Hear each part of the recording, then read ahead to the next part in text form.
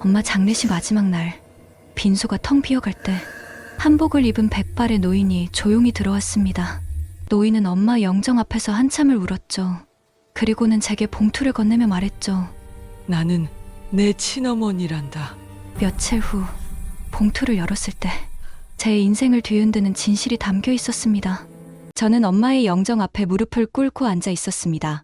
차가운 빈소의 공기가 피부를 스쳤지만 아무것도 느껴지지 않았어요. 엄마가 떠났다는 사실이 믿기지 않았죠. 불과 사흘 전만 해도 엄마는 제 앞에서 웃고 계셨으니까요. 민지야, 오늘은 내가 좋아하는 된장찌개 끓여줄게. 엄마의 그 말이 마지막이 될 줄은 몰랐습니다. 공장에서 돌아오시던 길에 일어난 교통사고였어요. 갑작스러운 전화 한 통에 저는 병원으로 달려갔지만 엄마는 이미 의식이 없었습니다. 의사 선생님은 고개를 저으셨죠. 유가족분이시죠. 최선을 다했지만 그 뒤의 말은 기억나지 않습니다. 귀가 멍해지면서 아무 소리도 들리지 않았거든요. 엄마는 그렇게 제 곁을 떠났습니다. 30살까지 저를 키워주시고 단 한 번도 제 손을 놓지 않으셨던 엄마가요. 빈소에는 엄마를 아는 분들이 하나둘 찾아왔습니다. 공장에서 함께 일하셨던 아주머니들, 동네 슈퍼 사장님, 성당의 신자분들. 민지야, 어머니 정말 좋은 분이셨는데 이렇게 갑자기 가시다니. 그러게 말이야. 얼마나 힘들게 사셨는데 이제 좀 편하게 사실 때가 됐다고 생각했거든. 조문객들은 저를 위로하며 눈물을 흘렸습니다. 저는 고개를 숙인 채 감사하다는 인사만 반복했어요. 울음이 나오지 않았습니다. 아니, 정확히는 울 수가 없었죠. 엄마가 정말로 떠났다는 게 실감나지 않았거든요. 엄마는 제게 전부였습니다. 아빠 얼굴도 모르고 자란 저를 엄마는 혼자서 키우셨어요. 작은 봉제 공장에서 하루 12시간씩 일하시면서요. 어렸을 때부터 저는 엄마의 거친 손을 보며 자랐습니다. 바늘에 찔린 자국들, 굳은 살, 갈라진 손 등. 그 손으로 엄마는 제 머리를 쓰다듬어 주셨고 밥을 차려주셨고 아플 때 등을 쓰다듬어 주셨죠. 민지야, 엄마는 내가 행복하게 사는 것만 봐도 충분해. 엄마는 늘 그렇게 말씀하셨습니다. 저는 엄마에게 미안했어요. 더 좋은 딸이 되지 못한 것 같아서요. 대학도 지방 국립대를 겨우 나왔고 지금도 작은 회사에서 평범하게 일하고 있으니까요. 엄마는 제가 서울의 좋은 대학에 가길 바라셨지만 저는 엄마의 부담을 덜어드리고 싶었습니다. 엄마, 저는 여기가 좋아요. 집에서 가깝고 학비도 저렴하잖아요. 엄마는 제 머리를 쓰다듬으며 미안하다고 하셨죠. 하지만 미안해해야 할 사람은 저였습니다. 엄마를 더 편하게 해드리지 못한 게요. 빈소에 앉아 있는 동안 저는 엄마와의 추억들을 계속 떠올렸습니다. 초등학교 입학식 날, 엄마는 새벽같이 일어나 저를 위해 김밥을 싸주셨어요. 민지야, 친구들이랑 나눠 먹어. 김밥 속에는 햄도 들어있고 계란도 두껍게 들어있었습니다. 그날 친구들이 제 김밥을 부러워했던 기억이 납니다. 중학교 때는 제가 감기에 걸려 며칠간 학교를 쉰 적이 있었어요. 엄마는 공장 일을 빼먹고 집에서 저를 돌봐주셨죠. 엄마, 공장 안 가도 돼요? 괜찮아. 우리 민지가 더 중요하지. 엄마는 제 이마에 손을 얹으며 걱정스러운 표정을 지으셨습니다. 그때 제 열을 식히기 위해 밤새 제 곁을 지켜주셨던 엄마의 모습이 아직도 선명합니다. 고등학교 졸업식 날도 기억나요. 엄마는 제가 졸업장을 받는 모습을 보며 눈물을 흘리셨습니다. 민지야, 엄마가 자랑스러워. 저는 그날 엄마를 꼭 안아드렸어요. 엄마, 제가 더 자랑스러워요. 대학 입학 후에도 엄마는 저를 위해 끊임없이 일하셨습니다. 제가 아르바이트를 하겠다고 하면 엄마는 고개를 저으셨죠. 너는 공부만 해. 엄마가 다 해결할게. 저는 엄마의 그 말이 얼마나 무거운 짐이었는지 알고 있었습니다. 하지만 엄마는 절대 내색하지 않으셨어요. 언제나 밝게 웃으시며 저에게 힘이 되어주셨죠. 취직을 하고 첫 월급을 받았을 때 저는 엄마에게 통장을 드렸습니다. 엄마, 이제 제가 엄마를 책임질게요. 엄마는 손사래를 치며 거절하셨죠. 민지야, 이 돈은 내 돈이야. 내가 쓰렴. 하지만 저는 매달 생활비를 보내드렸고 엄마는 결국 받아주셨습니다. 우리 민지 다 컸네. 엄마는 제 손을 잡으며 뿌듯해 하셨어요. 저는 그때 생각했습니다. 이제 엄마를 편하게 해드릴 수 있겠다고요. 엄마가 고생하신 만큼 제가 보답할 수 있겠다고요. 하지만 세상은 제게 그런 시간조차 주지 않았습니다. 빈소의 시계는 째깍째깍 소리를 내며 시간을 알렸습니다.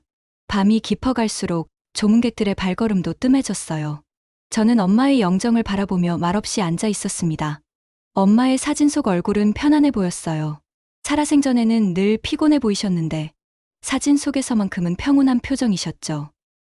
엄마. 저는 작은 목소리로 엄마를 불렀습니다. 대답이 없다는 걸 알면서도요. 삼촌이 제 어깨에 손을 얹었습니다. 민지야, 너무 슬퍼하지 마. 어머니는 내가 잘 사는 걸 보고 싶어 하실 거야. 삼촌은 엄마의 먼 친척이셨어요. 가끔 명절 때나 뵙던 분이었지만 이렇게 장례식에 와주신 게 고마웠습니다. 삼촌, 저는 이제 어떻게 살아야 할까요? 제 입에서 나온 말이었지만 저 자신도 놀랐습니다. 삼촌은 잠시 말이 없으시다가 천천히 입을 여셨어요. 민지야, 어머니가 내게 물려주신 건 돈이나 재산이 아니야. 사랑과 희생이지. 그걸 기억하면서 살아가면 돼. 저는 고개를 끄덕였습니다. 엄마가 물려주신 것은 정말로 사랑뿐이었으니까요. 우리 집은 늘 가난했지만 사랑만큼은 풍족했습니다. 엄마는 제게 따뜻한 밥과 포근한 이불, 그리고 끝없는 애정을 주셨어요. 그게 전부였지만 저는 행복했습니다. 밤이 깊어지고 빈소에는 저와 상주 몇 명만 남았습니다. 저는 엄마의 영정 앞에 다시 무릎을 꿇고 앉았어요. 엄마, 저 잘 살게요. 엄마가 자랑스러워하실 만큼요. 눈물이 흘러내렸습니다. 이제야 울음이 터져 나왔어요. 참았던 슬픔이 한꺼번에 밀려왔죠. 저는 소리 없이 울었습니다. 엄마를 부르고 또 불렀지만 돌아오는 건 정막뿐이었습니다. 세상에 홀로 남겨진 기분이었어요. 엄마 없는 세상에서 저는 어떻게 살아가야 할까요? 그 답을 아직 찾지 못한 채 저는 긴 밤을 견뎌냈습니다. 장례식 둘째 날 아침이 밝았습니다. 저는 빈소 옆 작은 방에서 잠깐 눈을 붙였지만 제대로 잔 것 같지 않았어요. 눈을 뜨는 순간 엄마가 떠났다는 현실이 다시 저를 짓눌렀죠. 몸을 일으켜 세우는 것조차 힘겨웠습니다. 빈소로 나가자 벌써 몇 분이 와 계셨어요. 새벽같이 오신 성당 신자분들이었습니다. 민지야, 어젯밤에 좀 쉬었니? 김마리아 이모님이 걱정스러운 얼굴로 물으셨어요. 네, 괜찮아요. 거짓말이었습니다. 하나도 괜찮지 않았어요. 하지만 걱정 끼치고 싶지 않았죠. 이모님은 제 손을 꼭 잡아주셨습니다. 내 어머니 정말 훌륭한 분이셨어. 혼자서 너를 이렇게 훌륭하게 키우시다니. 저는 고개를 숙였습니다. 이모님의 말 한마디 한마디가 가슴을 파고들었어요. 오전 내내 조문객들의 발길이 이어졌습니다. 엄마가 일하시던 공장 사장님도 오셨어요. 민지 씨 어머니는 우리 공장에서 가장 성실한 분이셨어요. 한 번도 지각하신 적이 없으셨죠. 사장님의 목소리에는 진심 어린 안타까움이 묻어났습니다. 30년 가까이 우리 공장을 지켜주셨는데 이렇게 보내드리게 되다니. 저는 사장님께 절을 올렸습니다. 그동안 엄마를 잘 봐주셔서 감사합니다. 사장님은 손사래를 치셨어요. 무슨 말씀을. 오히려 제가 감사하죠. 좋은 분과 함께 일할 수 있어서요. 점심때가 되자 친척들이 모여 앉았습니다. 저희 집안은 친척이 많지 않았어요. 엄마는 일찍 부모님을 여의셨고 형제도 없으셨거든요. 그나마 오신 분들도 먼 친척분들이었습니다. 민지야, 이제 혼자 사는 거 힘들지 않겠니? 큰이모 부가 걱정스럽게 물으셨어요. 괜찮을 거예요. 회사도 다니고 있고요. 그래도 여자 혼자 사는 게 쉽지 않아. 뭐 필요한 거 있으면 언제든 연락하렴. 큰이모가 제 손을 어루만져 주셨습니다. 저는 감사하다고 대답했지만 속으로는 외로움이 밀려왔어요. 이제 정말 세상에 혼자 남겨진 거구나 하는 생각이 들었죠. 오후가 되자 저는 혼자 엄마의 영정 앞에 앉았습니다. 조문객들이 잠시 뜸한 시간이었어요. 저는 엄마의 사진을 가만히 바라봤습니다. 엄마, 저 정말 잘 살 거예요. 제 목소리는 떨렸습니다. 엄마가 그렇게 힘들게 저를 키워주셨잖아요. 그냥 포기하고 살 순 없죠. 눈물이 또 흘렀어요. 닦아내도 계속 흘러나왔습니다. 근데 엄마, 솔직히 말하면 너무 무서워요. 엄마 없이 어떻게 살아야 할지. 저는 어린아이처럼 울먹였습니다. 제가 아프면 누가 걱정해 줄까요? 제가 힘들면 누구한테 기대야 할까요? 대답은 없었습니다. 차가운 침묵만이 저를 감쌌죠. 저는 영정사진 속 엄마의 얼굴을 손으로 쓰다듬었습니다. 유리 너머로 느껴지는 차갑고 딱딱한 감촉. 이게 전부라는 게 믿기지 않았어요. 엄마, 제가 효도도 제대로 못 해드렸죠. 미안해요. 저는 계속 사과했습니다. 좋은데 여행 한번 못 보내드리고, 맛있는 것도 자주 못 사드리고, 작년 어버이날에 카네이션 한 송이와 작은 선물을 드렸던 게 마지막이었습니다. 엄마는 그때 너무 좋아하셨어요. 민지야, 이런 거 안 사와도 되는데 돈 아껴야지. 하지만 엄마의 얼굴에는 환한 미소가 가득했습니다. 그 미소를 더 많이 보여드리지 못한 게 후회됐어요. 저녁 무렵 동네 슈퍼 사장님이 다시 오셨습니다.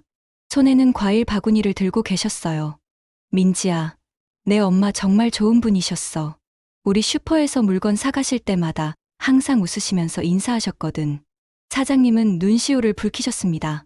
한 번은 내가 계산을 잘못해서 거스름 돈을 더 드렸는데 다음날 일부러 찾아오셔서 돌려주시더라고. 그런 분이 요즘 세상에 어디 있겠어. 저는 그 이야기를 들으며 가슴이 먹먹해졌습니다. 엄마는 정말 그런 분이셨어요. 작은 것 하나도 정직하게 처리하시고 남에게 피해주는 걸 극도로 싫어하셨죠. 민지야, 내가 그렇게 훌륭하게 자란 건 다 내 엄마 덕분이야. 자랑스러워해도 돼. 사장님의 말씀에 저는 고개를 끄덕였습니다. 밤이 되자 친척들이 다시 모였습니다. 삼촌과 큰이모, 그리고 먼 친척 몇 분이 함께 앉아 이야기를 나누셨어요. 민지 어머니는 정말 고생 많이 하셨지. 삼촌이 한숨을 쉬며 말씀하셨습니다. 혼자서 아이를 키우는 게 얼마나 힘든데. 그것도 30년을. 큰이모가 고개를 끄덕였어요. 맞아. 나라면 못했을 거야. 그 어려운 환경에서 민지를 저렇게 바르게 키웠잖아. 민지 엄마는 원래 어떤 분이셨어요?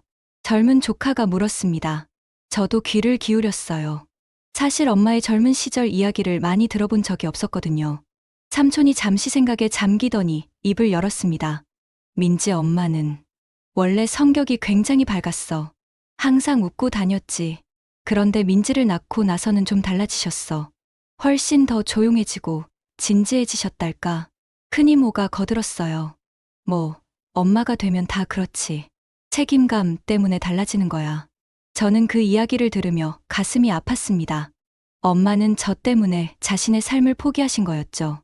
젊은 시절의 꿈도, 행복도 다 내려놓으시고요. 민지 아버지는 어떤 분이셨어요? 조카의 질문에 자리가 조용해졌습니다. 저도 궁금했던 부분이었어요. 엄마는 아빠 이야기를 단 한 번도 하지 않으셨거든요. 삼촌이 난처한 표정을 지었습니다. 그건 민지 엄마가 말씀 안 하셨으니 우리가 함부로 말할 수 없지. 큰이모도 입을 다물었어요. 분위기가 어색해지자 주제가 바뀌었습니다. 하지만 저는 마음 한편이 찜찜했습니다. 아빠에 대해서는 정말 아무것도 몰랐어요. 어렸을 때 물어본 적이 있었습니다. 엄마, 아빠는 어디 있어요? 엄마는 슬픈 표정을 지으며 대답하셨죠. 민지야, 아빠는 우리 곁에 안 계셔. 그냥 엄마랑 민지 둘이서 행복하게 살자. 그 뒤로는 다시 묻지 않았습니다. 엄마가 힘들어 하시는 게 보였거든요. 밤이 깊어갈수록 빈소는 더욱 고요해졌습니다. 친척들은 하나둘 자리에 누웠고 저만 엄마의 영정 앞을 지켰어요. 엄마, 이제 편히 쉬세요. 저는 작은 목소리로 말했습니다. 평생 고생만 하셨잖아요. 이제는 아무 걱정 없이 푹 쉬세요. 엄마의 사진은 여전히 조용히 미소 짓고 있었습니다. 저는 그 미소를 보며 생각했어요. 엄마는 정말 저를 사랑하셨구나. 모든 걸 포기하고 저만을 위해 사셨구나. 그 사랑을 이제야 온전히 깨닫는 제가 한심했습니다. 엄마, 사랑해요. 저는 마지막으로 그 말을 속삭였습니다. 정말 정말 사랑해요. 엄마, 딸로 태어나서 행복했어요. 눈물이 멈추지 않았습니다. 하지만 이번에는 조금 다른 눈물이었어요. 슬픔만이 아니라 감사함도 함께 담긴 눈물이었죠. 엄마가 주신 사랑에 대한 감사, 엄마와 함께했던 시간에 대한 감사, 그 모든 것들이 눈물로 흘러나왔습니다. 빈소의 시계는 자정을 넘어서고 있었습니다. 내일이면 장례식 마지막 날이에요. 엄마를 보낼 준비를 해야 했죠. 하지만 저는 아직 준비가 되지 않았습니다. 엄마를 보내고 싶지 않았어요. 그래도 시간은 흘러갔고 저는 그 시간을 받아들여야 했습니다. 엄마, 내일까지 제 곁에 있어주세요. 마지막까지요. 저는 엄마의 영정을 껴안듯 두 손을 모았습니다. 그리고 긴 밤을 또다시 견뎌냈죠. 엄마 없는 세상에서의 첫 번째 밤들이었습니다. 장례식 마지막 날 아침이었습니다. 발인을 앞두고 빈소는 분주했어요. 친척들은 마지막 준비를 하느라 바빴고 저는 엄마의 영정 앞에서 마지막 인사를 준비하고 있었죠. 민지야, 곧 출발해야 해. 삼촌이 조심스럽게 말씀하셨습니다. 저는 고개를 끄덕였어요. 이제 정말 엄마를 보내야 하는 시간이 온 겁니다.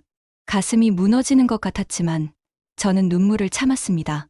엄마 앞에서 너무 슬픈 모습만 보이고 싶지 않았거든요. 오전 내내 마지막 조문객들이 다녀갔습니다. 모두들 엄마를 향한 마지막 인사를 나누고 떠났죠. 점심때가 지나고 빈소는 점점 조용해졌습니다. 이제 곧 발인이었어요. 친척들은 장지로 갈 준비를 하고 있었고 저는 엄마와 마지막 시간을 보내고 있었습니다. 그때였습니다. 빈소 입구에서 인기척이 들렸어요. 저는 고개를 돌렸습니다. 문 앞에 누군가 서 있었죠. 처음 본 순간 저는 숨이 멎는 것 같았습니다. 그분은 백발의 노인이었어요. 하지만 평범한 노인이 아니었습니다. 고급스러운 한복을 입고 계셨죠.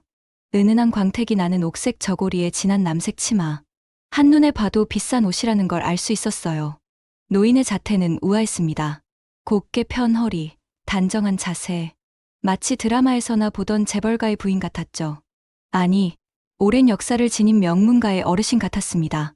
노인은 천천히 빈소 안으로 들어왔어요. 조심스러운 발걸음이었지만 흔들림 없이 걸어오셨죠. 저는 자리에서 일어났습니다. 어서 오세요. 조문 감사합니다. 습관적으로 인사를 했지만 마음 한편으로는 의아했어요. 이 노인이 누구실까? 엄마와 어떤 관계일까? 노인은 제 인사에 대답하지 않으셨습니다. 그저 엄마의 영정을 바라볼 뿐이었죠. 그리고 그분의 눈에서 눈물이 흘러내렸습니다. 소리 없이, 하지만 멈추지 않고 흘러내렸어요. 저는 당황했습니다. 노인의 눈물에는 깊은 슬픔이 담겨 있었거든요. 단순히 지인을 잃은 슬픔이 아니었습니다. 마치 가장 소중한 사람을 잃은 것 같은 그런 절절한 슬픔이었죠. 노인은 영정 앞으로 다가갔습니다. 그리고 무릎을 꿇었어요. 천천히, 조심스럽게. 그 모습을 보던 저는 가슴이 먹먹해졌습니다. 노인은 엄마의 사진을 바라보며 떨리는 목소리로 말했습니다. 미경아, 정말 미안해. 그 목소리에는 오랜 세월의 무게가 담겨 있었어요. 내가 너무 미안해. 노인은 고개를 숙인 채 계속 사과했습니다. 저는 옆에서 그 모습을 지켜보며 혼란스러웠어요. 이 노인은 대체 누구실까? 엄마의 이름을 부르는 걸 보니 친분이 있으신 것 같은데. 하지만 저는 이 노인을 본 적이 없었습니다. 엄마도 이런 분에 대해 말씀하신 적이 없었고요. 한참을 그렇게 앉아 계시던 노인이 천천히 일어났습니다. 그리고 저를 바라봤어요. 노인의 눈빛은 복잡했습니다. 슬픔, 그리움, 미안함, 그리고 제가 이름 붙일 수 없는 감정들이 뒤섞여 있었죠. 당신이 민지구나. 노인이 떨리는 목소리로 말했습니다. 저는 놀랐어요. 제 이름을 아시다니. 네, 저는 민지입니다. 실례지만 어떻게? 제 말이 끝나기도 전에 노인이 다가왔습니다. 그리고 제 손을 잡았어요. 노인의 손은 부드러웠습니다. 하지만 떨리고 있었죠. 민지야. 노인은 제 이름을 부르며 눈물을 흘렸습니다. 저는 어찌할 바를 몰랐어요. 이 낯선 노인이 왜 저를 보며 우는 걸까? 그때 빈소 밖에서 친척들이 들어왔습니다. 삼촌과 큰이모, 그리고 조카들이었죠. 이들도 노인을 보고 놀란 표정을 지었습니다. 저분은 누구시지? 삼촌이 작은 목소리로 물었어요. 저는 고개를 저었습니다. 저도 모른다고요. 노인은 한참을 제 손을 잡고 있다가 주머니에서 봉투 하나를 꺼냈습니다. 하얀 봉투였어요. 두툼했습니다. 민지야, 이걸 받아라. 노인이 봉투를 제 손에 쥐어줬습니다. 이게 뭔데요? 저는 당황하며 물었습니다. 노인은 대답하지 않았어요. 대신 깊은 숨을 들이쉬더니 떨리는 목소리로 말했습니다. 내 어머니, 미경에게 정말 미안하다. 그리고 노인은 잠시 말을 멈췄습니다. 마치 용기를 내는 것처럼요. 노인의 목소리가 더욱 떨렸습니다. 나는 내 친어머니란다. 순간 빈소가 얼어붙었습니다. 저는 노인의 말을 이해할 수 없었어요. 친어머니라고요? 무슨 말씀이세요? 제 목소리가 떨렸습니다. 노인은 눈물을 흘리며 고개를 끄덕였습니다. 미안하다. 정말 미안하다. 하지만 사실이야. 뒤에 있던 삼촌이 앞으로 나섰습니다. 잠깐만요. 지금 무슨 말씀을 하시는 겁니까? 삼촌의 목소리에는 경계심이 묻어났어요. 큰이 모두 다가왔습니다. 도대체 누구시길래 이런 말도 안 되는 소리를 하시는 거예요? 친척들의 목소리가 높아졌습니다. 하지만 노인은 시선을 저에게서 떼지 않았어요. 민지야, 그 편지를 읽어보렴. 모든 게 적혀 있어. 당장 나가주시죠. 삼촌이 노인의 팔을 잡았습니다. 발인을 앞둔 상황에 와서 무슨 헛소리를 하시는 겁니까? 나가세요, 당장. 큰이 모두 소리쳤어요. 노인은 저항하지 않았습니다. 그저 저를 바라볼 뿐이었죠. 민지야, 미안하다. 정말 미안하다. 노인은 계속 사과하며 뒷걸음질 쳤습니다. 삼촌과 친척들이 노인을 밖으로 밀어냈어요. 다시는 오지 마세요. 빈소 문이 닫혔습니다. 저는 그 자리에 멍하니 서 있었어요. 손에는 노인이 쥐어준 봉투가 들려 있었죠. 민지야, 괜찮니? 큰이모가 제 어깨를 잡았습니다. 저 사람 정신이 나간 거야. 신경 쓰지 마. 삼촌도 화가 난 표정으로 말했어요. 장례식장에 와서 무슨 개소리를 하는 거야. 친어머니라니. 친척들은 모두 분노했습니다. 하지만 저는 아무 말도 할 수 없었어요. 노인의 눈빛이 자꾸 떠올랐거든요. 그 절절한 슬픔과 미안함이 담긴 눈빛. 저는 손에 든 봉투를 내려다봤습니다. 이 안에 무엇이 들어있을까? 노인이 말한 게 정말일까? 아니, 그럴 리 없어요. 엄마는 제 친엄마였어요. 평생을 저를 키워주셨잖아요. 저 노인은 분명 착각을 하신 거예요. 아니면 정말 정신이 온전치 않으신 거고요. 민지야, 그 봉투 버려. 삼촌이 말했습니다. 이상한 사람이 준 거 받아서 뭐하니? 저는 고개를 끄덕였습니다. 하지만 봉투를 버리지는 않았어요. 왠지 모르게 버릴 수가 없었거든요. 자, 이제 출발 준비하자. 시간 다 됐어. 큰이모가 분위기를 전환했습니다. 친척들은 다시 발인 준비를 시작했어요. 하지만 빈소의 분위기는 이상하게 변해 있었습니다. 노인의 등장으로 모든 게 뒤숭숭해진 거죠. 저는 엄마의 영정을 바라봤습니다. 엄마는 여전히 조용히 미소 짓고 계셨어요. 엄마, 저는 작은 목소리로 불렀습니다. 저 사람이 한 말, 거짓말이죠? 당연히 대답은 없었습니다. 하지만 제 가슴 속에는 이상한 불안감이 자리 잡기 시작했어요. 손에 쥔 봉투가 묵직하게 느껴졌습니다. 마치 안에 엄청난 비밀이 담겨 있는 것처럼요. 저는 봉투를 가방 속에 넣었습니다. 나중에 생각해보기로 했어요. 지금은 엄마를 보내는 데만 집중해야 했으니까요. 하지만 마음 한편에서는 계속 노인의 목소리가 맴돌았습니다. 나는 내 친어머니란다. 그 말이 제 머릿속에서 떠나지 않았어요. 발인 시간이 다가왔습니다. 영구차가 빈소 앞에 대기하고 있었어요. 저는 엄마의 영정을 가슴에 안았습니다. 차갑고 딱딱한 액자였지만 제게는 세상에서 가장 소중한 것이었죠. 민지야, 출발하자. 삼촌이 제 어깨에 손을 얹었습니다.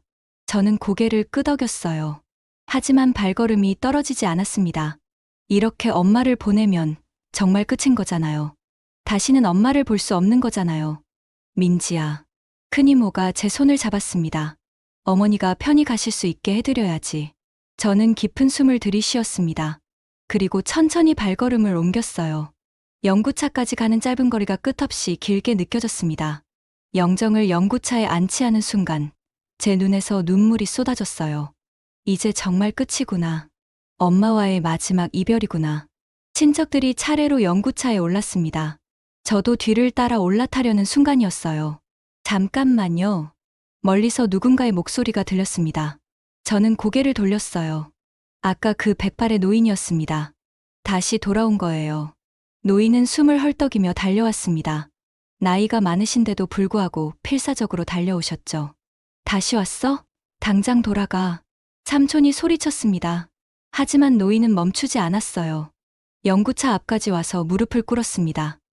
제발, 제발 한 번만 더 말할 기회를 주세요. 노인의 목소리는 절박했습니다. 미경이에게 마지막 인사를 하게 해주세요. 삼촌이 노인을 일으키려 했어요. 안 됩니다. 당장 가세요. 기다려요. 제 입에서 말이 나왔습니다. 모두가 저를 바라봤어요. 민지야, 이 사람 말에 속으면 안 돼. 큰이모가 걱정스럽게 말했습니다. 하지만 저는 고개를 저었어요. 잠깐만요. 말을 들어봐야 할 것 같아요. 왜 그런 생각이 들었는지 모르겠습니다. 하지만 노인의 눈빛에서 거짓을 찾을 수 없었어요. 그 깊은 슬픔과 절박함은 연기가 아니었습니다. 저는 영구차에서 내려왔습니다. 그리고 노인 앞에 섰죠. 말씀하세요. 아까 하신 말이 무슨 뜻인지. 노인은 떨리는 손으로 제 손을 잡았습니다. 민지야, 나는 정말 내 친어머니야. 증거가 있어요? 제 목소리는 차갑게 나왔습니다. 믿고 싶지 않았거든요. 노인은 고개를 끄덕였어요. 편지에 다 적어놨어. 그리고 노인은 목에 걸고 있던 목걸이를 꺼냈습니다. 작은 로켓 펜던트였어요. 노인이 펜던트를 열자 안에 작은 사진이 들어 있었습니다. 갓난아기를 안고 있는 젊은 여자의 사진. 그리고 그 옆에는 이건 제 목소리가 떨렸습니다. 사진 속 젊은 여자 옆에 또 다른 여자가 있었어요. 제가 아는 얼굴이었습니다. 젊은 시절의 엄마였어요. 미경이와 나는 가장 친한 친구였어. 노인의 목소리에 오랜 그리움이 묻어났습니다. 30년 전 나는 명문가의 딸이었지. 하지만 결혼 전에 너를 임신했어. 가문에서는 아이를 지우라고 강요했어. 명예를 지켜야 한다면서. 노인의 눈에서 눈물이 흘렀습니다. 하지만 미경이가 날 도와줬어. 자기가 아이를 키우겠다고, 자기 딸로 키우겠다고 했지. 저는 믿을 수 없다는 표정으로 노인을 바라봤습니다. 그게 사실이라는 거예요? 민지야, 속지 마. 삼촌이 다가왔습니다. 이 사람 지금 돈 때문에 그러는 거야. 노인은 고개를 저었어요. 아닙니다. 저는 돈이 필요한 게 아닙니다. 그럼 뭐가 목적이에요? 큰 이모가 따져 물었습니다. 노인은 저를 바라보며 대답했어요. 속죄입니다. 30년 동안 짊어지고 살아온 죄책감에서 벗어나고 싶은 겁니다. 나는 평생 민지와 미경이를 멀리서 지켜봤어요. 하지만 다가갈 수 없었죠. 가문의 명예 때문에, 내 비겁함 때문에. 노인의 목소리가 떨렸습니다. 미경이는 나를 대신해서 민지를 키워줬어요. 자기 인생을 포기하고요. 그리고 나는 부와 명예 속에서 편하게 살았습니다. 노인은 고개를 숙였어요. 그게 얼마나 비겁한 짓인지 매일 밤 생각했어요. 저는 할 말을 잃었습니다. 노인의 고백이 너무나 절절했거든요. 민지야, 편지를 읽어봐. 거기에 모든 진실이 적혀 있어. 노인은 다시 한번 부탁했습니다. 그리고 미경이에게 마지막 인사를 하게 해주렴. 저는 잠시 망설였습니다. 그리고 천천히 고개를 끄덕였어요. 알겠어요. 마지막 인사하세요. 민지야. 삼촌이 제 이름을 불렀지만 저는 이미 결정한 뒤였습니다. 노인은 천천히 영구차로 다가갔어요. 그리고 영정이 노인 곳 앞에 무릎을 꿇었습니다. 미경아. 노인의 목소리는 떨렸습니다. 30년이 지났구나. 우리가 마지막으로 만난 지. 너는 정말 훌륭한 친구였어. 아니, 세상에서 가장 위대한 사람이었어. 노인은 손으로 영구차를 쓰다듬었습니다. 내 아이를 내 아이처럼 키워줘서 고마워. 정말 고마워. 미안해.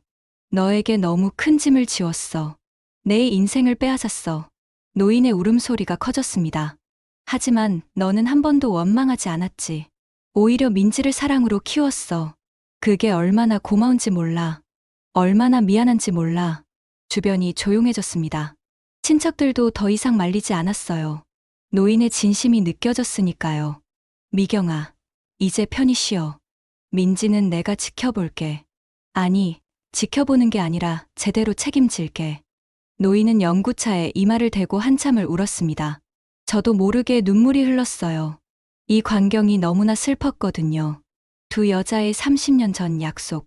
한 사람은 아이를 지키기 위해 모든 걸 포기했고, 다른 한 사람은 평생을 죄책감 속에서 살았고, 그리고 그 사이에 제가 있었던 거예요.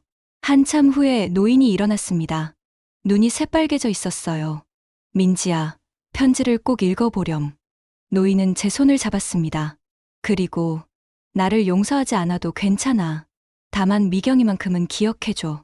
미경이가 얼마나 훌륭한 사람이었는지, 얼마나 너를 사랑했는지. 저는 고개를 끄덕였습니다. 목이 메어서 말이 나오지 않았거든요. 노인은 마지막으로 제 머리를 쓰다듬었어요. 그 손길이 따뜻했습니다. 건강하게 살아. 행복하게 살아. 노인은 그 말을 남기고 천천히 돌아섰습니다. 구부정한 등이 쓸쓸해 보였어요. 저는 그 뒷모습을 지켜봤습니다. 노인은 멀어져 갔고 곧 시야에서 사라졌죠. 민지야. 삼촌이 조심스럽게 제 이름을 불렀습니다. 저는 고개를 돌렸어요. 출발해요. 엄마를 보내드려야죠. 제 목소리는 담담했습니다. 하지만 가슴속은 혼란스러웠어요. 노인의 말이 정말일까?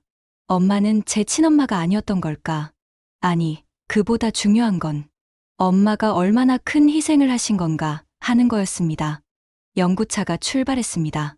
저는 창밖을 바라보며 가방 속 편지 봉투를 만졌어요. 이 안에 모든 답이 있다고 했죠. 하지만 저는 아직 그걸 읽을 용기가 나지 않았습니다. 진실이 두려웠거든요. 제가 알던 모든 게 거짓이었다면, 제 인생 자체가 누군가의 희생 위에 세워진 거라면, 저는 그걸 받아들일 수 있을까요? 차는 장지를 향해 달렸습니다. 그리고 저는 엄마의 영정을 가슴에 안은 채, 알 수 없는 미래를 향해 나아가고 있었습니다. 장례를 마치고 집으로 돌아온 건 저녁 무렵이었습니다. 텅 빈 집이 낯설게 느껴졌어요. 엄마가 안 계신 집은 그냥 공간일 뿐이었죠. 현관문을 열고 들어서자 엄마의 냄새가 났습니다. 엄마가 즐겨 쓰시던 핸드크림 향이었어요. 저는 그 자리에 주저앉아 한참을 울었습니다. 이제 정말 엄마가 안 계시는구나.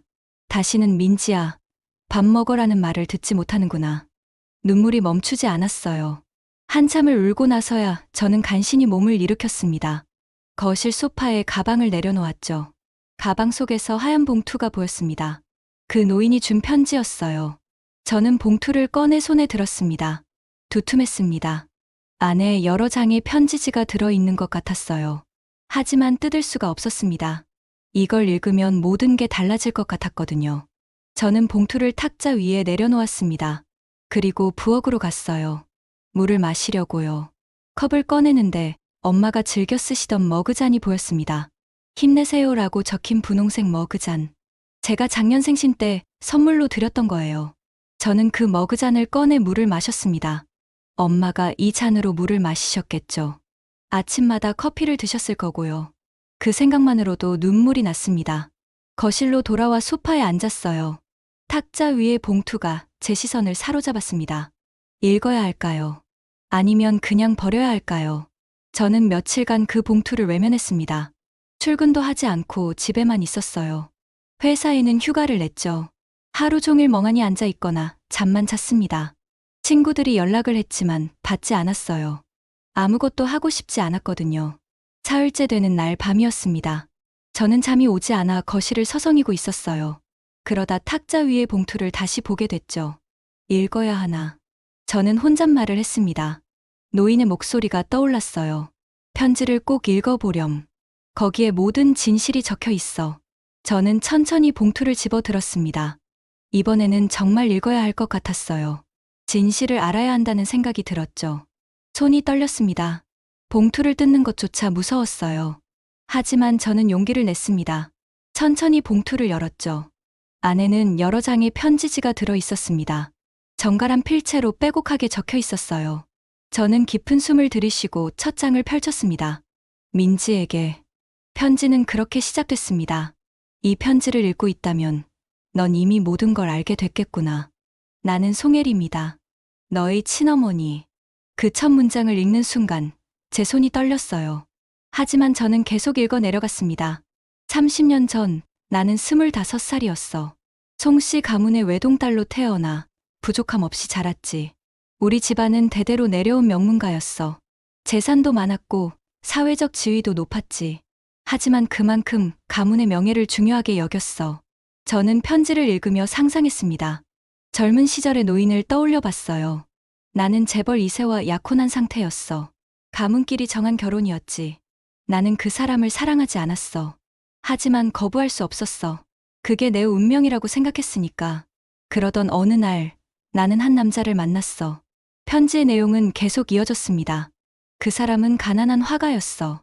하지만 순수하고 따뜻한 사람이었지. 우리는 사랑에 빠졌어. 처음으로 진짜 사랑이 뭔지 알게 됐지.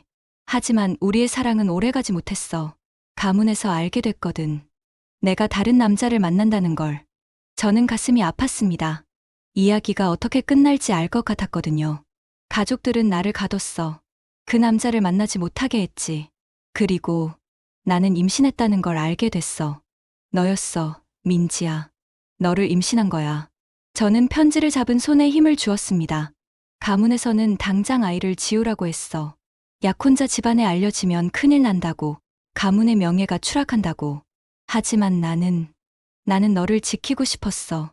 노인의 심정이 편지 속에 고스란히 담겨 있었습니다. 매일 밤 울었어. 어떻게 해야 할지 몰랐어. 아이를 지킬 수도 없고, 그렇다고 포기할 수도 없었어. 그때 미경이가 나타났어. 엄마 이름이 나오는 순간, 저는 숨이 멎었습니다. 미경이는 내 유일한 친구였어. 우리는 고등학교 때 만났지. 미경이는 가난했지만 마음이 따뜻한 친구였어. 가문에서는 미경이를 탐탁지 않게 봤어. 신분이 다르다면서. 하지만 나는 미경이를 포기하지 않았어. 진짜 친구였으니까.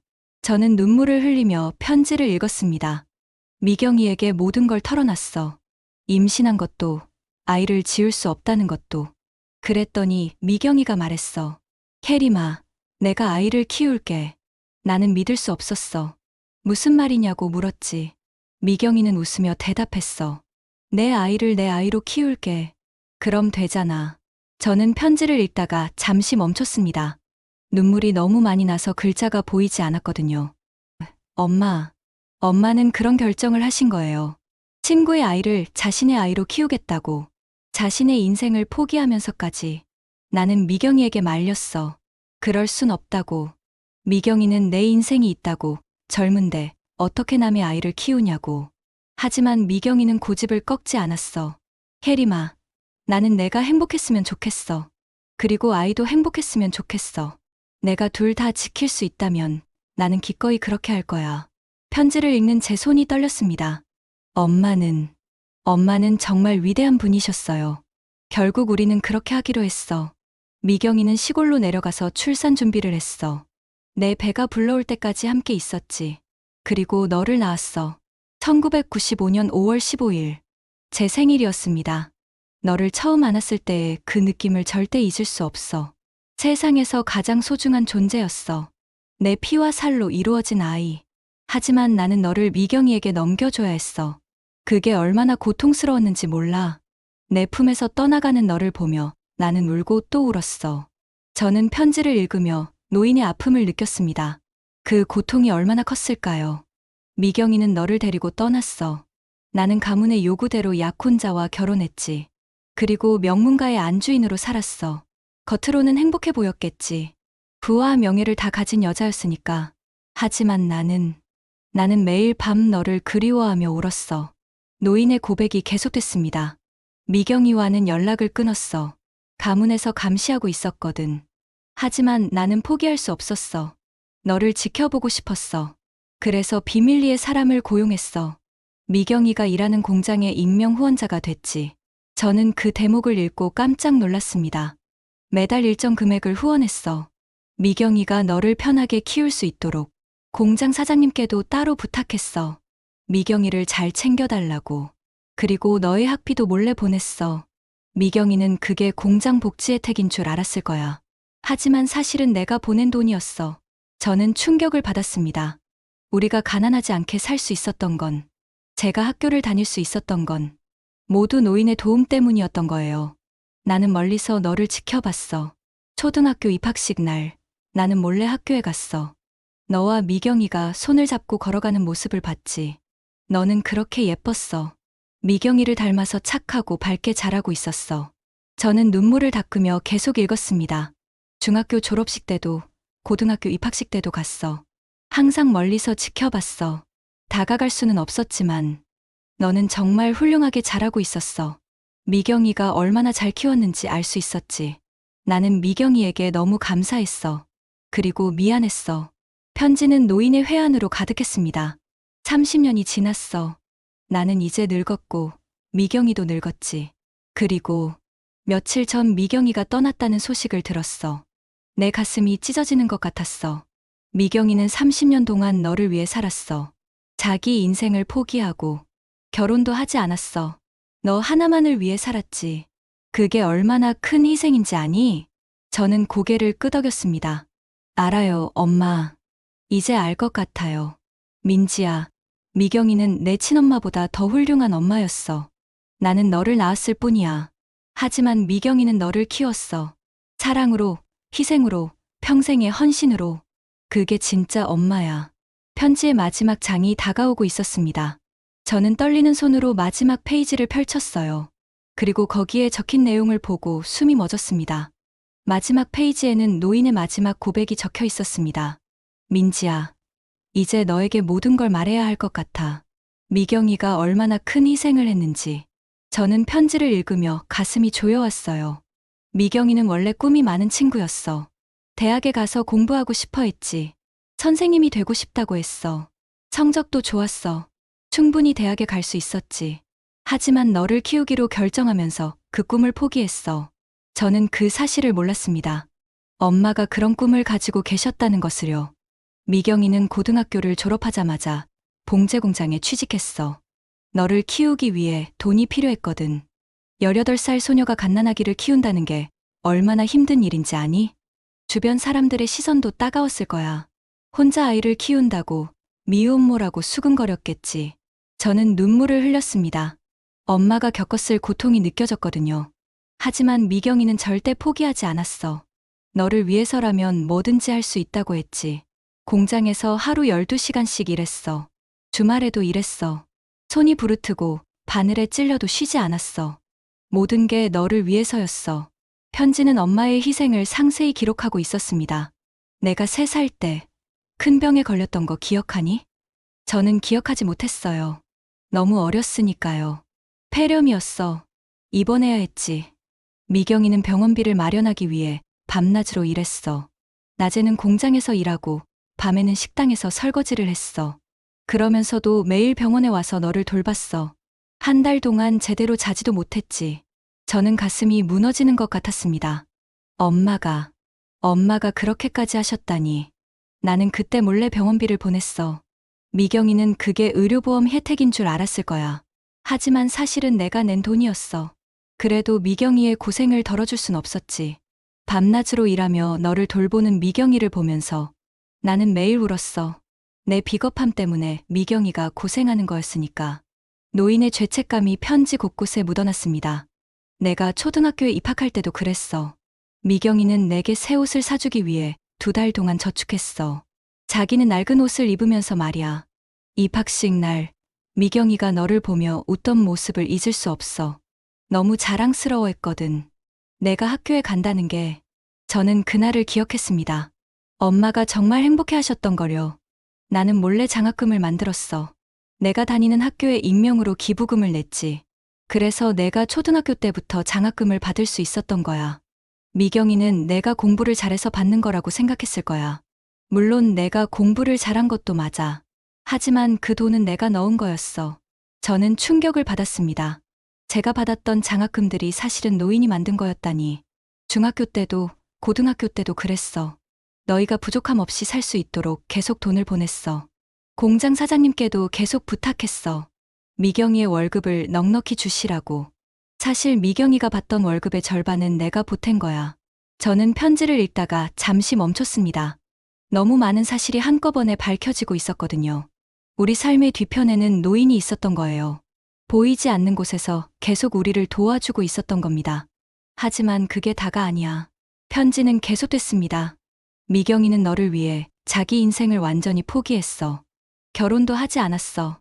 누가 청혼을 해도 거절했지. 너 하나만으로도 충분하다고 했어. 사실 좋아하는 사람이 있었어.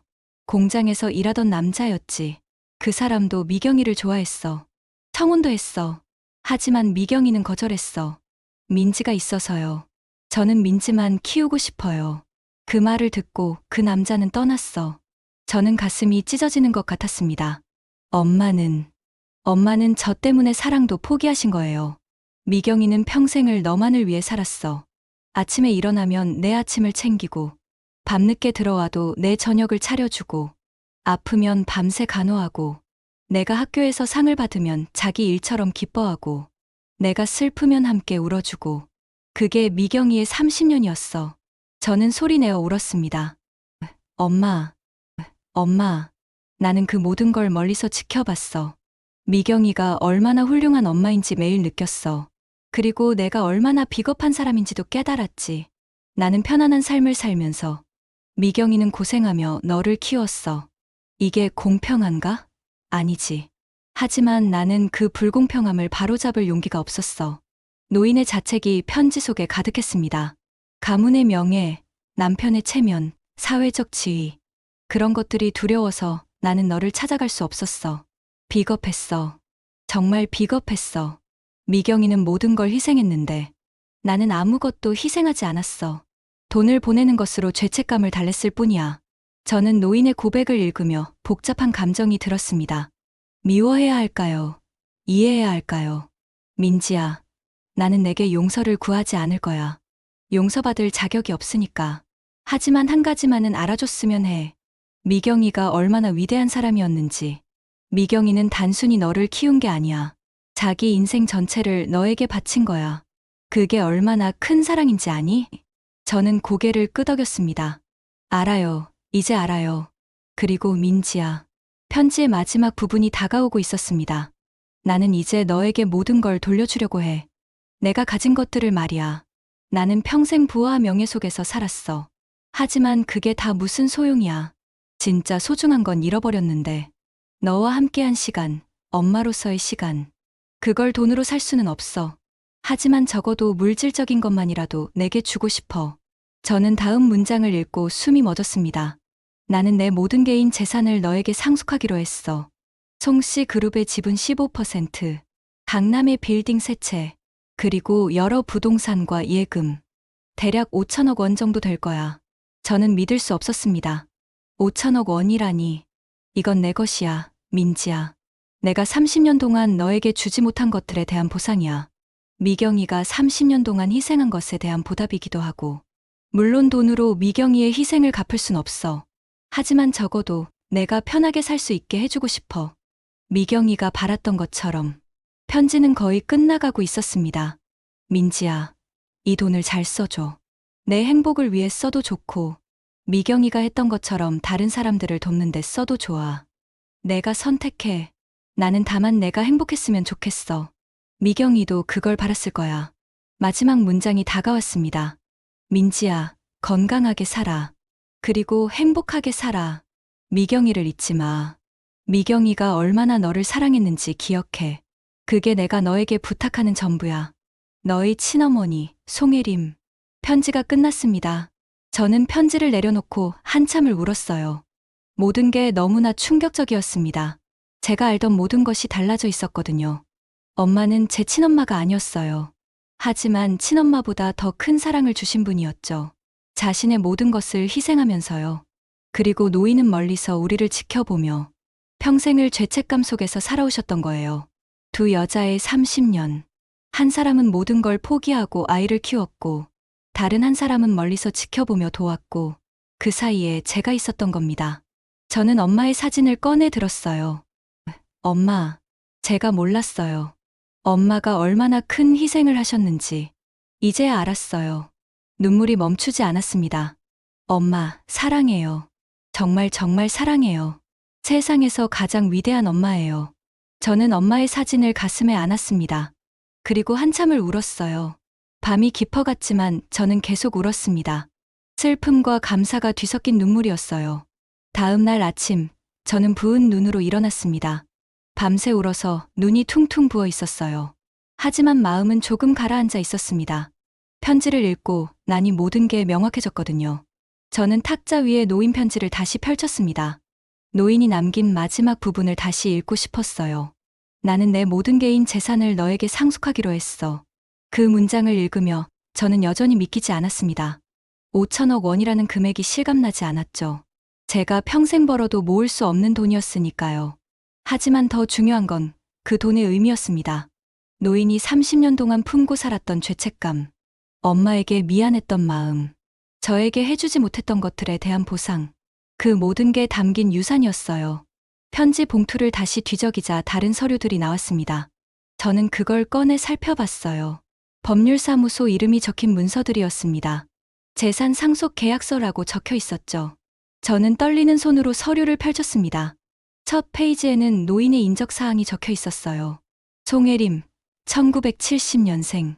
그리고 재산 목록이 상세히 나열되어 있었습니다. 송씨 그룹 지분 15%, 시가 약 3천억 원. 서울 강남구 테헤랄로 소재 빌딩, 시가 약 800억 원.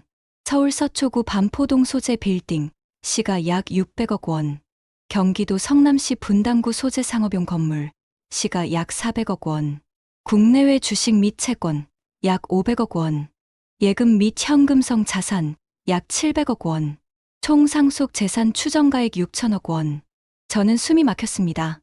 편지에서는 5천억이라고 했는데 실제로는 6천억이었어요.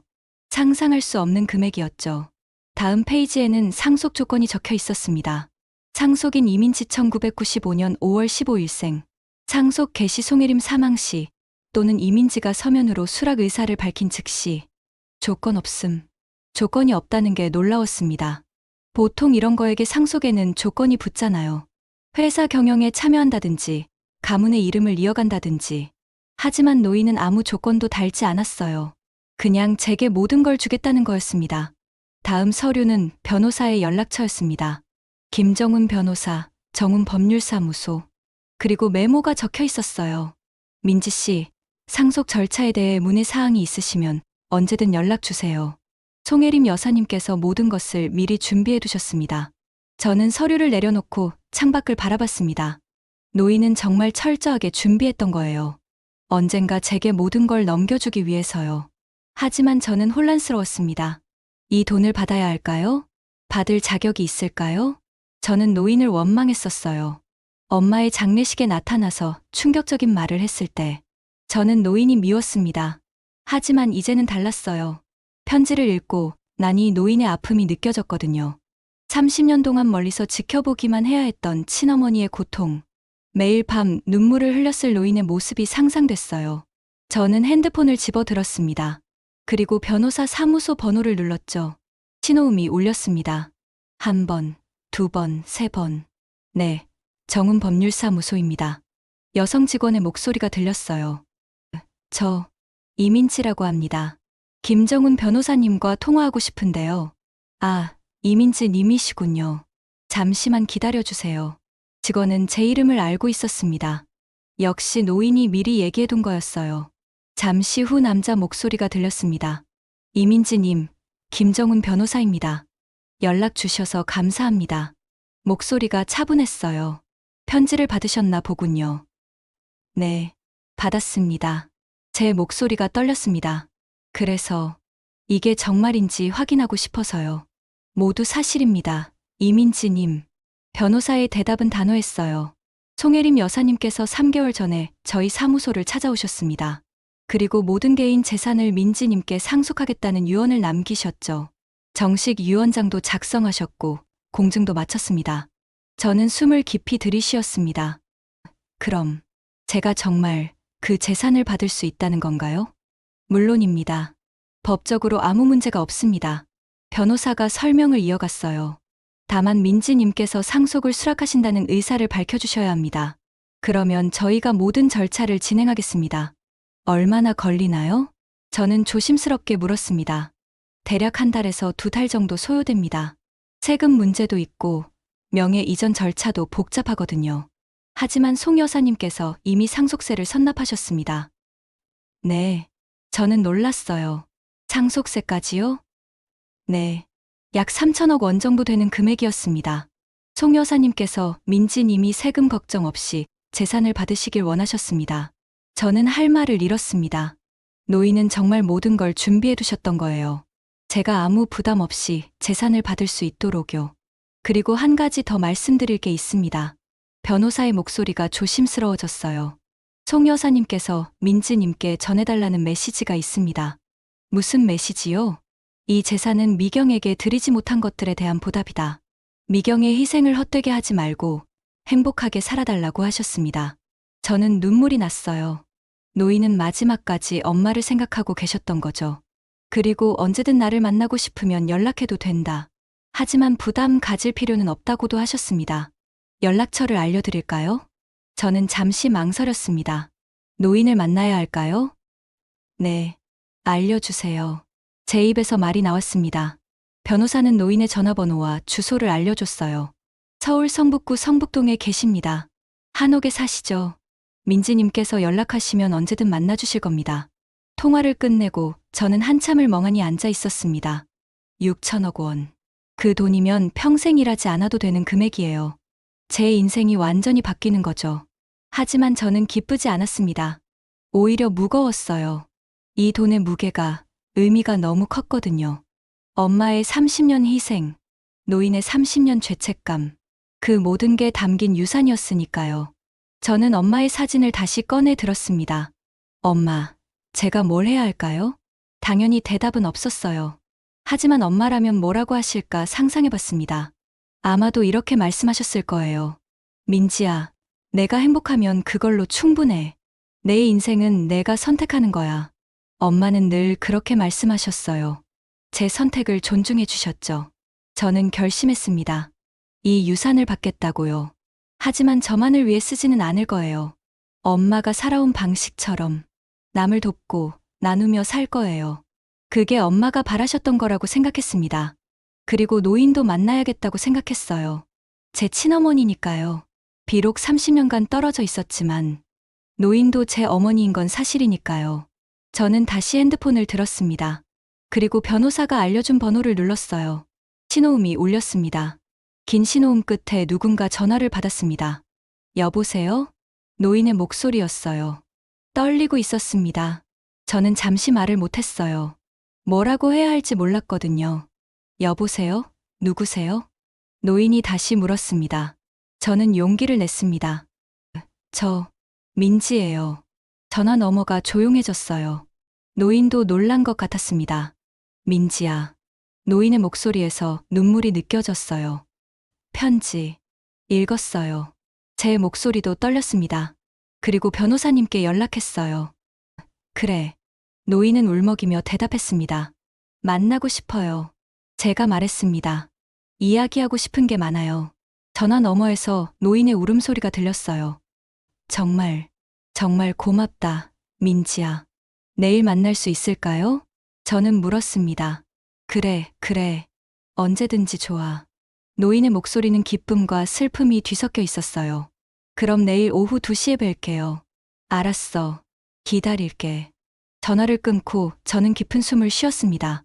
내일이면 노인을 만나게 되는 거예요. 제 친어머니를요.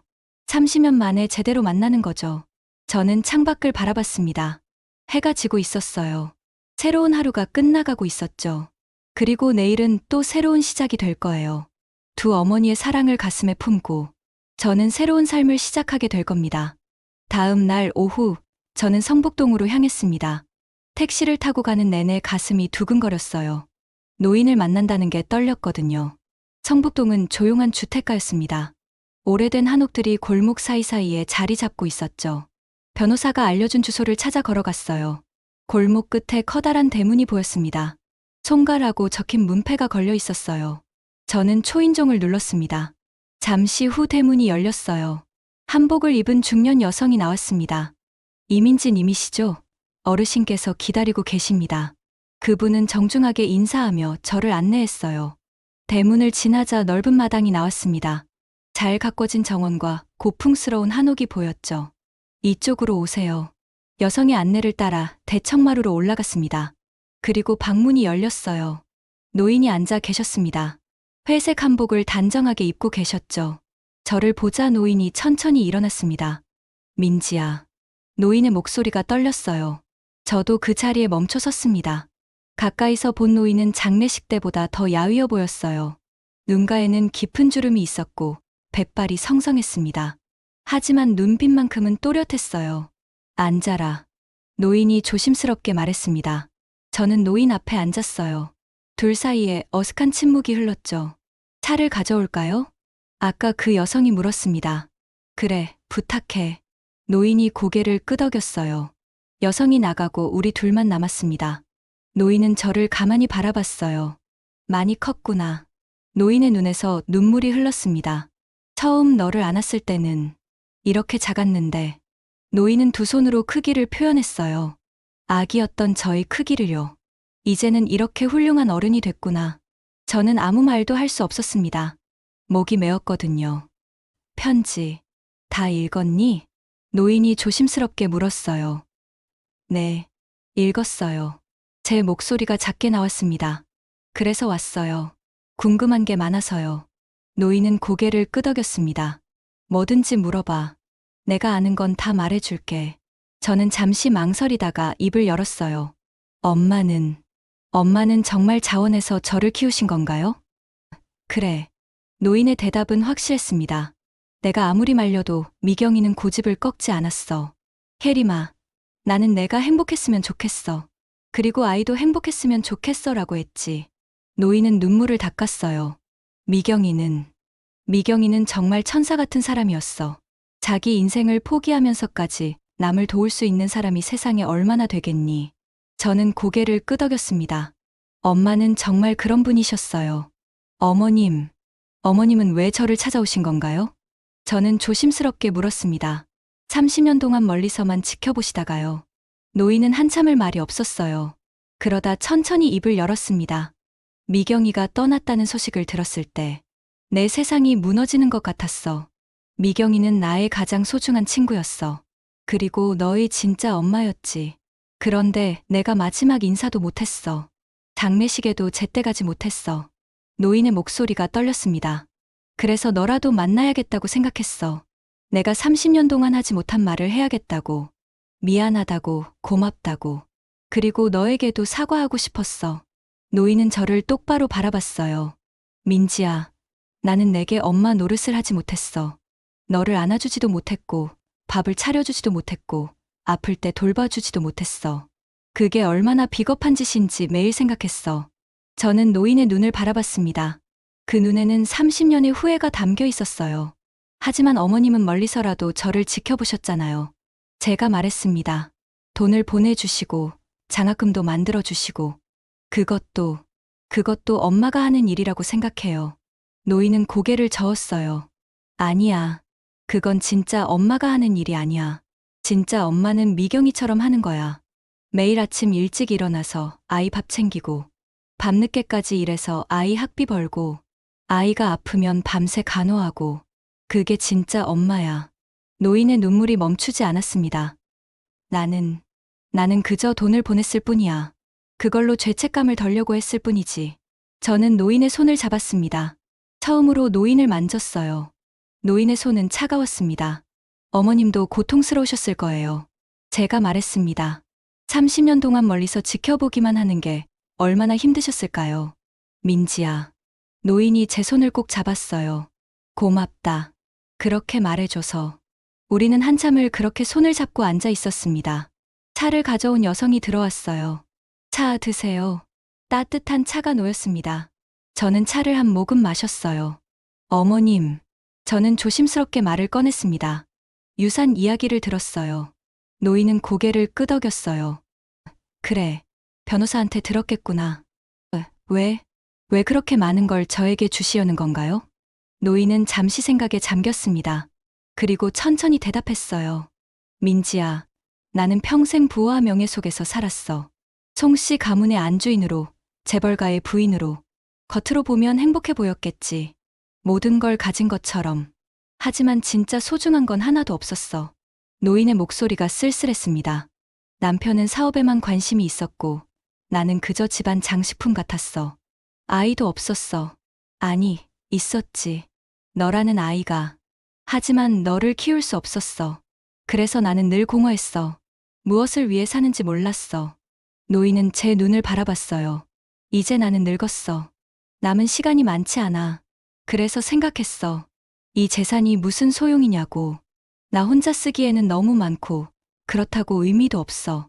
하지만 너에게 주면 달라질 것 같았어. 미경이가 너를 위해 희생한 것에 대한 보답이 될 수 있을 것 같았어. 저는 노인의 말을 듣고 있었습니다. 민지야, 이 돈은 그냥 돈이 아니야. 미경이의 30년, 나의 30년이 담긴 거야. 우리 두 사람이 너를 사랑한 증거야. 비록 방식은 달랐지만 노인은 제 손을 더 꽉 잡았어요. 이 돈으로 행복하게 살아줘. 미경이가 바랐던 것처럼. 그리고 여유가 되면 다른 사람들도 도와줘. 미경이처럼 따뜻한 마음을 가진 사람이 되어줘. 저는 눈물을 흘렸습니다. 노인도 울고 있었어요. 우리는 서로를 안았습니다. 30년 만에 처음으로요. 노인의 품은 따뜻했습니다. 엄마와는 다른 느낌이었지만 그래도 따뜻했어요. 어머님, 저는 노인의 품에서 말했습니다. 저도 어머님을 용서할게요. 그리고 앞으로는 가끔 찾아뵐게요. 어머니는 제 등을 토닥였어요. 고맙다, 민지야. 정말 고맙다. 우리는 한참을 그렇게 안고 있었습니다. 두 어머니의 눈물이 하나로 만나는 순간이었죠. 한 사람은 모든 걸 희생했고, 다른 한 사람은 멀리서 지켜봤고, 그 사이에서 자란 제가 이제는 두 사람의 사랑을 모두 이해하게 됐어요. 한참 후에 우리는 떨어졌습니다. 어머니는 눈물을 닦으며 미소 지었어요. 미경이가 정말 잘 키웠구나. 이렇게 착한 아이로. 저도 웃었습니다. 엄마가 그렇게 키우셨으니까요. 그래, 미경이가. 어머니는 고개를 끄덕였습니다. 미경이는 정말 훌륭한 사람이었어. 우리는 그날 오후 내내 이야기를 나눴습니다. 엄마의 이야기, 어머니의 이야기, 그리고 저의 이야기를요. 30년 동안 쌓인 이야기들이 쏟아져 나왔어요. 해가 지고 저녁이 됐을 때 저는 일어났습니다. 이제 가봐야 할 것 같아요. 어머니는 아쉬운 표정을 지었어요. 그래, 조심해서 가거라. 다음에 또 올게요. 제가 약속했습니다. 정말? 어머니의 눈이 반짝였어요. 네, 자주 찾아뵐게요. 어머니는 환하게 웃었습니다. 그 미소에서 저는 젊은 시절의 어머니를 상상할 수 있었어요. 대문까지 어머니가 배웅해줬습니다. 민지야, 건강하게 지내. 어머님도요. 저는 손을 흔들며 골목을 걸어 나왔어요. 뒤돌아보니 어머니가 여전히 서서 저를 바라보고 계셨습니다. 저는 다시 한번 손을 흔들었어요. 어머니도 손을 흔들어 줬죠. 택시를 타고 집으로 돌아오는 길. 저는 창밖을 바라보며 생각했습니다. 저에게는 두 명의 어머니가 있었어요. 한 분은 저를 낳아주셨고, 한 분은 저를 키워주셨죠. 두 분 모두 저를 사랑하셨어요. 다른 방식으로, 하지만 깊이는 똑같이요. 그리고 이제 저는 그 사랑을 받아 살아가야 했습니다. 두 어머니가 바라던 대로, 행복하게, 그리고 의미 있게요. 그로부터 한 달이 지났습니다. 변호사 사무소에서 연락이 왔어요. 상속 절차가 거의 마무리됐다는 소식이었죠. 저는 사무실로 찾아갔습니다. 김정훈 변호사가 저를 맞이했어요. 이민지님, 모든 절차가 완료됐습니다. 변호사는 두툼한 서류 뭉치를 제 앞에 놓았습니다. 이제 이 재산들은 모두 민지님의 소유입니다. 저는 서류를 내려다봤어요. 부동산 등기부 등본, 주식명의 이전 확인서, 통장 사본들. 모든 게 제 이름으로 바뀌어 있었습니다. 실감이 안 나시죠? 변호사가 미소 지으며 물었어요. 네, 아직도 믿기지 않아요. 저는 솔직하게 대답했습니다. 당연합니다. 이 정도 규모의 재산을 한 번에 상속받는 일은 흔치 않으니까요. 변호사가 설명을 이어갔어요. 참고로 말씀드리면 민지님은 이제 송씨 그룹의 3대 주주가 되셨습니다. 지분 15%면 이사회에서 발언권도 상당하죠. 그리고 빌딩 임대 수익만으로도 매달 약 30억 원 정도의 수입이 발생합니다. 저는 숨이 막혔습니다. 매달 30억이라니. 제가 회사에서 1년 동안 벌던 돈의 몇십 배였어요. 어떻게 하실 계획이신가요? 변호사가 물었습니다. 저는 잠시 생각했어요. 사실 지난 한 달 동안 계속 고민해왔던 문제였죠. 재단을 만들고 싶어요. 제 입에서 말이 나왔습니다. 재단이요? 네, 어머니. 마처럼 어려운 환경에서 아이를 키우는 분들을 돕고 싶어요. 저는 천천히 설명했습니다. 혼자 아이를 키우는 미혼모들, 한부모 가정, 조손가정, 그런 분들에게 경제적 지원도 하고 교육 기회도 제공하고 싶어요. 변호사는 고개를 끄덕였어요. 좋은 생각입니다. 송혜림 여사님도 기뻐하실 겁니다. 얼마 정도 출연하실 생각이신가요? 1천억 원 정도요. 제 대답에 변호사가 눈을 크게 떴어요. 1천억이요? 네, 그 정도면 제대로 운영할 수 있을 것 같아서요. 저는 이미 계획을 세워뒀었습니다. 나머지 돈으로는 제가 생활하고 또 다른 기부도 하고 싶어요. 변호사는 감탄한 표정을 지었습니다.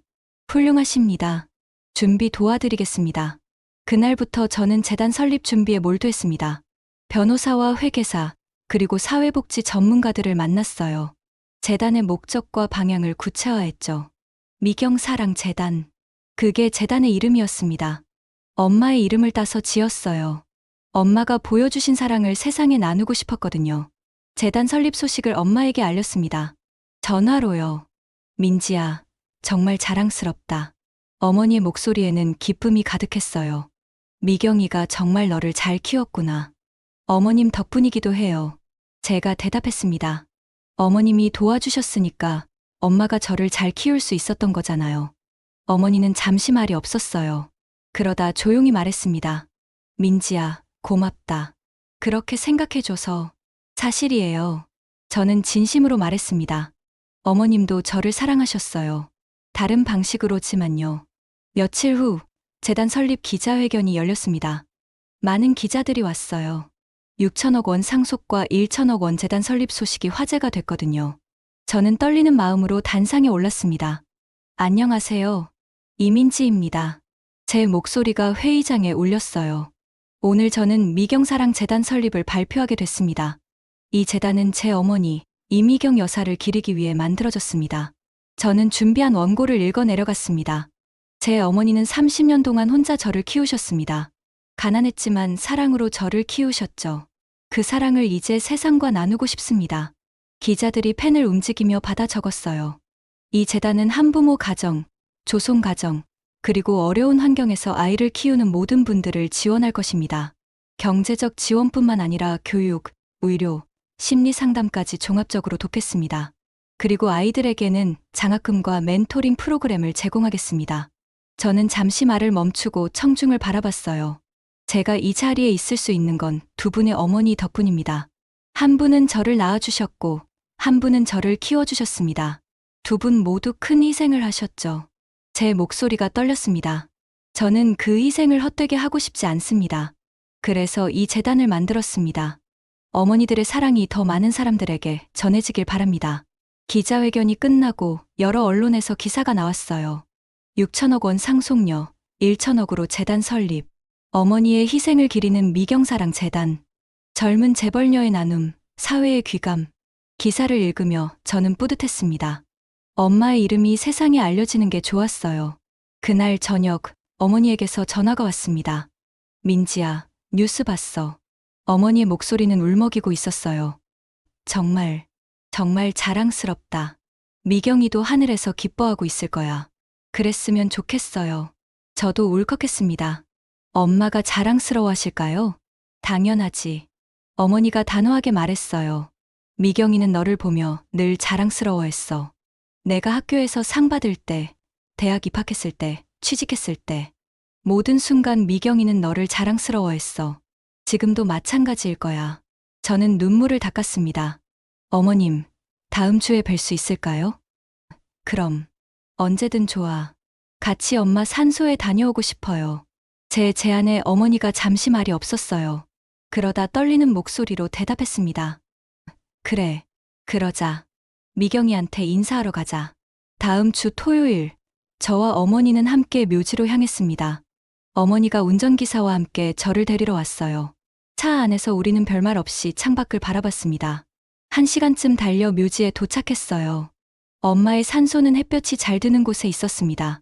저는 앞서 걸어가고 어머니가 천천히 뒤따라왔어요. 엄마의 묘비 앞에 섰습니다. 고 이미경 지묘. 저는 무릎을 꿇고 앉았어요. 어머니도 옆에 앉았습니다. 미경아. 어머니가 떨리는 목소리로 말했어요. 나왔어. 혜림이야. 30년 만에 왔네. 어머니의 목소리에서 눈물이 느껴졌습니다. 미안해. 너무 늦게 왔지? 하지만 이제라도 와서 고맙다고 말하고 싶었어. 어머니는 묘비에 손을 얹었어요. 미경아, 정말 고마워. 너는 세상에서 가장 훌륭한 친구였어. 그리고 가장 위대한 엄마였어. 민지를 이렇게 훌륭하게 키워줘서 고마워. 저도 눈물을 흘렸습니다. 미경아, 민지가 재단을 만들었어.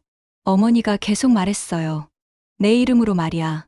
미경사랑 재단이래. 너처럼 어려운 사람들을 돕는 재단이야. 자랑스럽지? 저는 엄마 묘비에 이마를 댔습니다. 엄마, 저 잘하고 있죠?